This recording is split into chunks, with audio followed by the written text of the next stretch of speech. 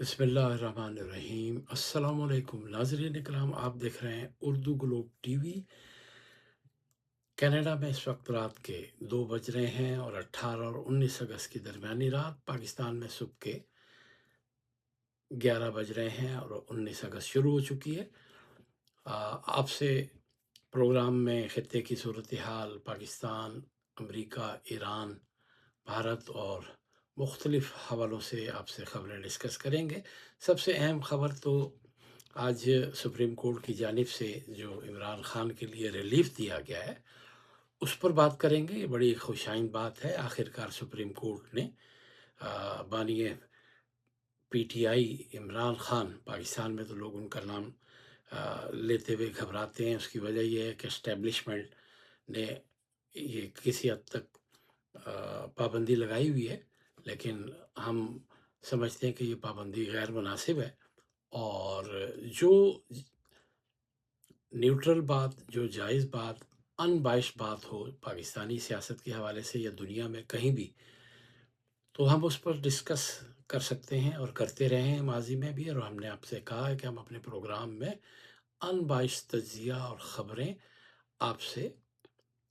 ضرور ڈسکس کیا کریں گے۔ سب سے پہلے بات کرتے ہیں ایران کی پارلیمان کے اسپیکر جو ہیں باقر غالیباف، ان کا کہنا ہے کہ امریکی حکام کا خیال ہے کہ ایران پر مزید دباؤ ڈال کر ایسی رعایتیں دینے پر مجبور کیا جا سکتا ہے جو کبھی کسی معاہدے کا حصہ نہیں رہیں۔ ایک سوشل میڈیا نیٹ ورک پر اپنے بیان میں امریکی حکام اسکاٹ بیسنٹ اور پیٹ ہیکسٹ کا نام لیتے ہوئے کہا کہ یہ دونوں اس معاملے کے لیے موضوع نہیں ہیں۔ امریکی انتظامیہ کو پہلے اپنے پیدا کردہ مسائل حل کرنے چاہیے۔ ایرانی وزارت خارجہ کے ترجمان اسماعیل بقائی نے متحدہ عرب امارات کے اس دعوے کو مسترد کر دیا ہے کہ ایران نے ان کے ملک پر میزائل داغے ہیں۔ اسماعیل بقائی نے اپنے بیان میں کہا کہ متحدہ عرب امارات کے الزامات بے بنیاد ہیں۔ متحدہ عرب امارات کا رویہ اچھی ہمسائیگی کے حصول کے خلاف ہے۔ اس سے علاقائی ممالک کے درمیان اعتماد بڑھانے اور خطے میں عدم تحفظ کو روکنے کی کوششیں متاثر ہوتی ہیں۔ واضح ہے کہ متحدہ عرب امارات نے رات گئے دعویٰ کیا تھا کہ ایران نے اس کی جانب 2 بیلسٹک میزائل داغے ہیں۔ متحدہ عرب امارات کی وزارت دفاع کے مطابق ان میں سے کوئی بھی میزائل اماراتی سرزمین پر نہیں گرا۔ ایران کی جانب سے میزائل داغے جانے کے اعلان کے چند گھنٹے بعد متحدہ عرب امارات نے کہا کہ اس نے ایران کے ساتھ تمام تجارتی اور مالیاتی لین دین اگلے نوٹس تک معطل کر دیا ہے۔ پاکستان کے ضلع مہمند میں پولیس نے انڈیا کے یوم آزادی پر سوشل میڈیا پر انڈیا کے پرچم کی تصاویر اور جے ہند کے الفاظ شیئر کرنے پر 2 افراد کو گرفتار کر کے جیل بھیج دیا ہے۔ آپ کو یاد ہوگا کہ اس سے پہلے بھی، پچھلے سال بھی اور 2 سال پہلے بھی اتفاق سے صوبہ خیبر میں ہی اس طرح کی آ، ک- کارروائیاں بھی ہوتی رہی ہیں، ملزمان کو گرفتار بھی کیا جاتا رہا ہے اور مقدمات بھی قائم کیے جاتے رہے ہیں، اس کے باوجود لوگ ایسی غلطیاں کرتے ہیں۔ ایف آئی آر کے مطابق ملزمان کو پاکستان پینل کوڈ کی دفعات 123A اور 153A کے تحت گرفتار کیا گیا، جو اشتعال پھیلانے اور ریاست کی خود مختاری کی مخالفت کرنے کے حوالے سے ہیں۔ ضلع مہمند کے علاقے غلنئی کے اسٹیشن ہاؤس آفیسر کے مطابق کوس کنداؤ اور کٹار کلے کے علاقوں کے رہائشی دونوں افراد نے 15 اگست کو اپنے سوشل میڈیا پیج پر انڈیا کے یوم آزادی کی مناسبت سے انڈین پرچم کی تصویر اور جے ہند کا نعرہ پوسٹ کیا، جس پر پولیس نے کارروائی کرتے ہوئے انہیں گرفتار کر لیا۔ ایس ایچ او نے بتایا کہ 15 اگست کو کوس کنداؤ کی رہائشی شخص کو گرفتاری کے بعد عدالت میں پیش کیا گیا اور ان کا 1 دن کا ریمانڈ لیا گیا۔ پولیس افسر کے مطابق پیر کو عدالت نے انہیں جوڈیشل ریمانڈ پر جیل بھیج دیا ہے۔ پاکستان کی حکومت نے اعلان کیا ہے کہ دنیا میں ٹیکنالوجی کی بڑی کمپنی گوگل پاکستان میں اپنا دفتر قائم کر رہی ہے، جس سے پاکستان میں انفارمیشن ٹیکنالوجی کی صنعت کو فائدہ، جبکہ نوجوان لوگوں کو اور ینگسٹرز کو مہارت حاصل کرنے کے لیے مزید مواقع میسر آئیں گے۔ یہ ایک بڑی اہم خبر ہے۔ گوگل، آپ کو پتہ ہے، دنیا کی بہت بڑی ٹیکنالوجی کی کمپنی ہے اور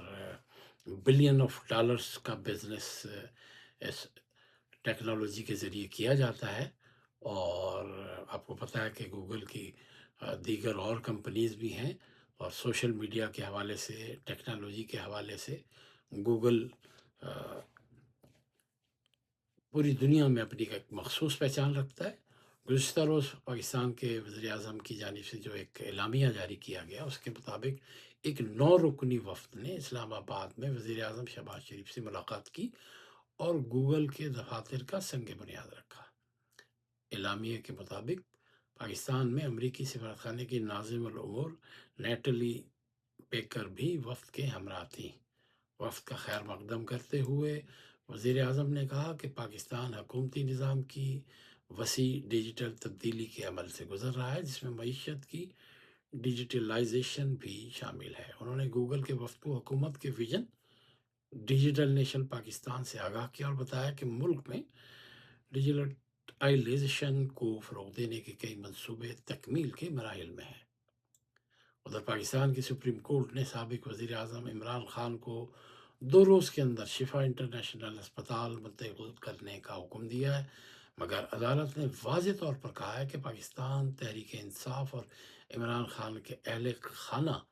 یہ یقینی بنائیں گے کہ شفا ہسپتال کے احاطے میں کوئی عوامی اجتماع نہیں کیا جائے گا، کیونکہ عدالت کو پتہ ہے کہ پی ٹی آئی کے لوگ جب یہ خبر سنیں گے اور جب انہیں ہاسپٹل منتقل کیا جائے گا تو لوگ اس علاقے میں، ہاسپٹل کے احاطے میں، ہاسپٹل کے باہر، سڑکوں پر نعرے بازی اور ہلڑ بازی اور شور شرابہ کر سکتے ہیں اور حالات خراب کر سکتے ہیں۔ اس لیے عدالت نے یہ کہا ہے کہ ہمیں یہ یقین دہانی کروائی جائے۔ تو خیال رہے کہ وفاقی حکومت نے یہ یقین دہانی کروائی ہے کہ عدالت عظمیٰ کے اس فیصلے پر بنون عمل کیا جائے گا، جبکہ پاکستان تحریک انصاف نے اپنے کارکنوں پر زور دیا ہے کہ وہ شفا اسپتال کے ارد گرد جمع ہونے سے گریز کریں۔ اب دیکھنا یہ ہوگا کہ کارکن، لیڈر، ان کی جو موجودہ قیادت ہے، کیا ان کی بات کو تسلیم کرتے ہیں یا پھر سپریم کورٹ کو اپنا فیصلہ واپس لینے پر مجبور کرنے کے حالات نہ پیدا کر دیے جائیں، کیونکہ پاکستان کے وزیر قانون جو ہیں اعظم نذیر تاڑر، انہوں نے کہا ہے کہ جی ہم اس فیصلے کے حوالے سے سپریم کورٹ سے رجوع کریں گے۔ تو ممکن ہے کہ حکومت کو اگر کچھ مشکلات کا سامنا کرنا پڑا تو سپریم کورٹ میں ایسے دلائل دیے جا سکتے ہیں کہ جس سے تحریری حکم نامہ جو ہے وہ،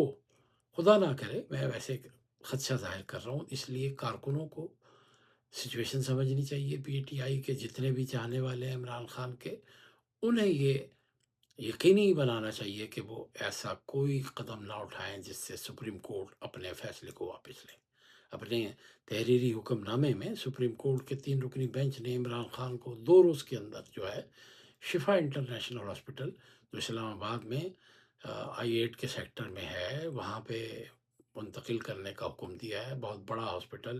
بہت مہنگا اور بڑا جدید ہاسپٹل ہے، اور یہاں پہ امریکہ سے آئے ہوئے ڈاکٹرز نے کئی سال پہلے، کئی دہائیوں پہلے، تقریباً 20-25 سال پہلے یہاں ہاسپٹل بنایا تھا اسلام آباد میں۔ اس کے ساتھ ہی عدالت نے متنبع کیا ہے کہ اگر سابق وزیر اعظم کی میڈیکل رپورٹ یا صحت پر سیاست کی گئی تو یہ سہولت واپس لے لی جائے گی۔ جی ہاں، بالکل، یہ دیکھیں، میں نے آپ کے سامنے یہ خدشہ رکھا تھا اور سپریم کورٹ نے اپنے حکم نامے میں یہ کہا ہے۔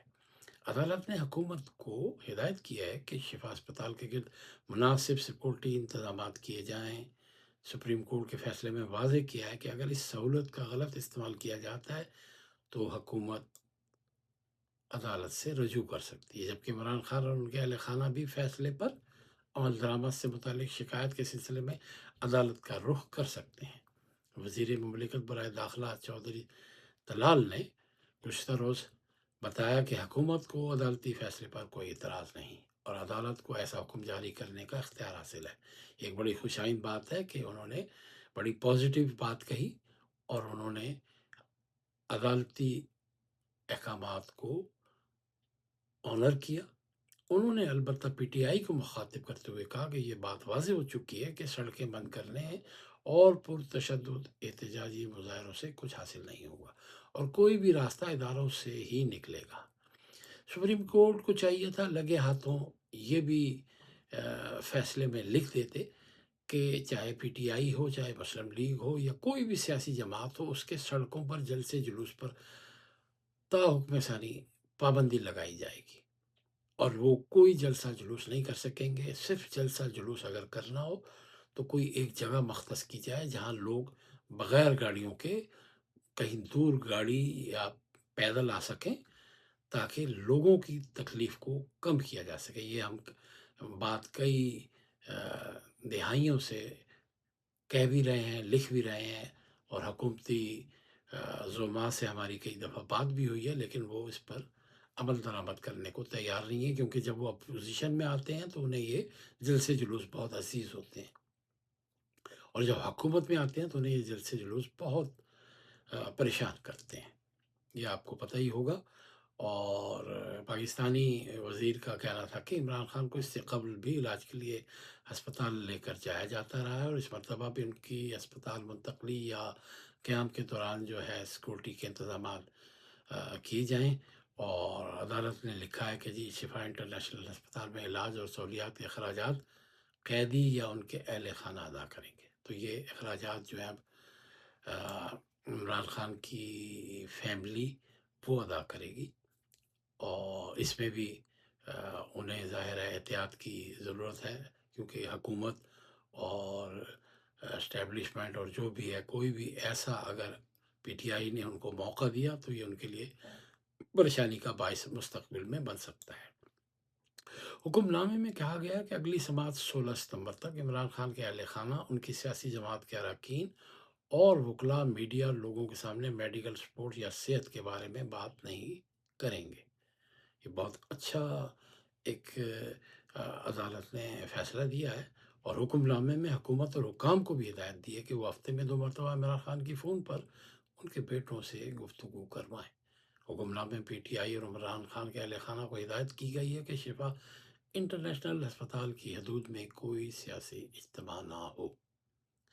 ادھر برطانیہ سے ایک خبر ہے کہ جس کے حوالے سے پاکستان اور برطانیہ کے درمیان پچھلے کئی ماہ سے ایک گو مگو کی کیفیت جاری ہے، اور ایک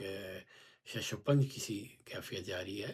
آپ کو علم میں ہوگا کہ انگلینڈ میں راچ ڈیل گرومنگ گینگ کے نام سے ایک سرغنہ تھا پاکستانی، شبیر احمد۔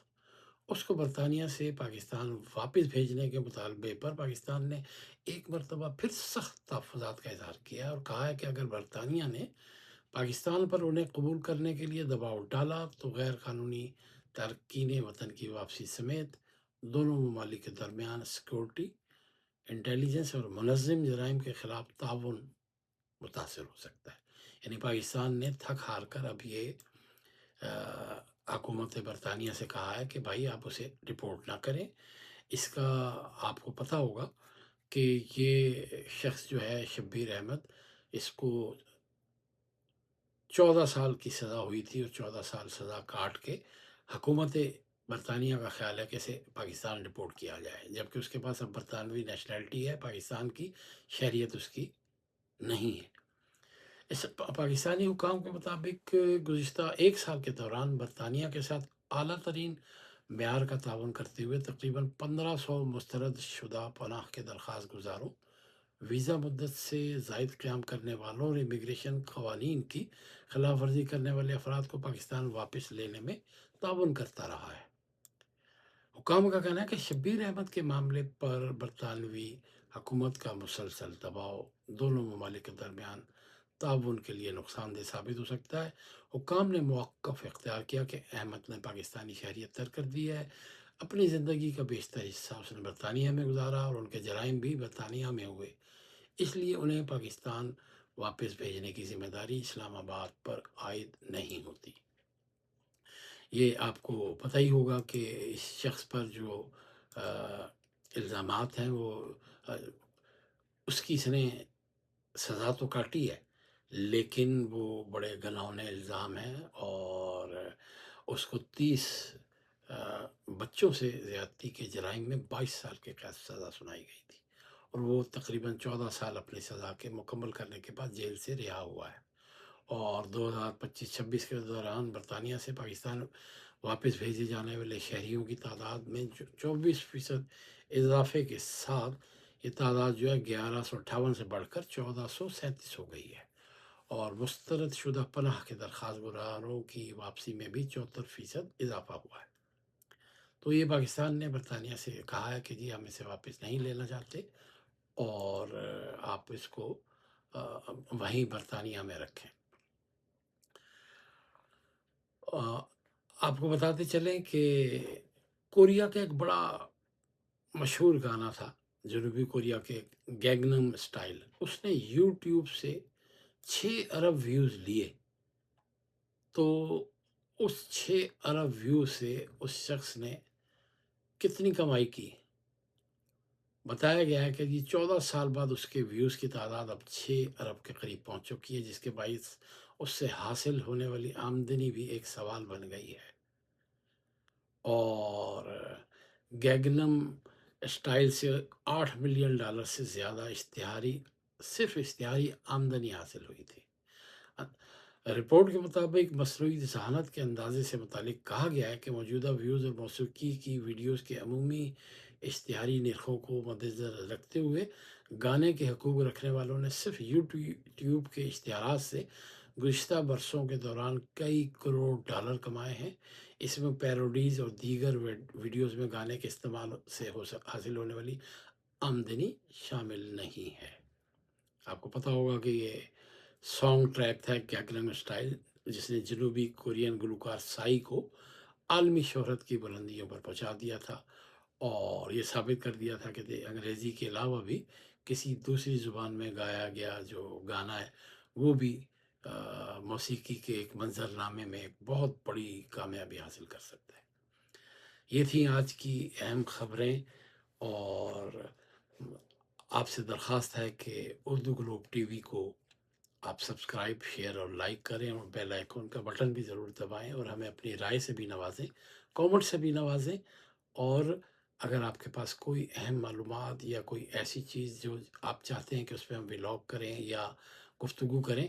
تو آپ ہمیں ای میل بھی کر سکتے ہیں canurdu@gmail.com۔ اور کینیڈا میں، ٹورنٹو میں خاص طور پر، جی ٹی اے میں، گریٹر ٹورنٹو ایریا میں، اگر آپ نے کوئی بھی انویسٹمنٹ کرنی ہے، ریئل اسٹیٹ کی انویسٹمنٹ کرنی ہے، ریئل اسٹیٹ میں کوئی سیل اور پرچیز کرنی ہے، اور اس کے حوالے سے آپ نے انتہائی مخلصانہ اور ایماندارانہ مشورہ کرنا ہو، تو آپ ہم سے رابطہ کر سکتے ہیں۔ توصیف سید کا 647-885-3664۔ اور اس کے علاوہ ہم یہاں سے کینیڈا سے اردو پوسٹ ایک نیوز پیپر بھی نکالتے ہیں، ایشین پوسٹ ہمارا انگلش اخبار ہے، اور کمیونٹی کو سرو کرنا ہم ایک اعزاز سمجھتے ہیں، آنیسٹی کے ساتھ، انتہائی ایمانداری کے ساتھ۔ اور پاکستانی کمیونٹی میں بہت پوٹینشل ہے، لیکن کچھ مسائل بھی ہیں جس کا ہم گاہے بگاہے ذکر بھی کرتے ہیں، اور اپنے اخبار میں خبریں بھی چھاپتے ہیں۔ اور اپنا اور اپنوں کا خیال رکھیے گا۔ توصیف سید سے کل پھر ملاقات ہوگی آپ کی انشاءاللہ۔ اللہ حافظ۔